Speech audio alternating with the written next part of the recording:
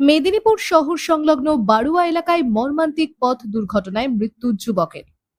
৬০ নম্বর জাতীয় সড়কে পথ দুর্ঘটনায় মৃত্যু হলো একজনের, আহত আরো এক। ঘটনাটি ঘটেছে মেদিনীপুর শহর সংলগ্ন ৬০ নম্বর জাতীয় সড়কের বাড়ুয়া এলাকায়। স্থানীয় সূত্রে জানা যায়, শুক্রবার বিকেল নাগাদ একটি মোটর বাইকে করে খড়গপুর নিবাসী দুই যুবক শালবনির দিকে যাওয়ার সময় বাড়ুয়ার কাছে উল্টো দিক থেকে আসা একটি পিকআপ ভ্যানের সঙ্গে মুখোমুখি সংঘর্ষ হয়। ঘটনাস্থলেই মৃত্যু হয় এক যুবকের, গুরুতর আহত হয় অপর এক যুবক। ঘটনাস্থলে কোতোয়ালি থানার পুলিশ পৌঁছে স্থানীয়দের সহায়তায় আহতকে মেদিনীপুর মেডিকেল কলেজ ও হাসপাতালে পাঠায়। মৃতদেহটি উদ্ধার করে ময়নাতদন্তের জন্য হাসপাতালে পাঠায় পুলিশ। আটক করা হয়েছে পিকআপ ভ্যানটি।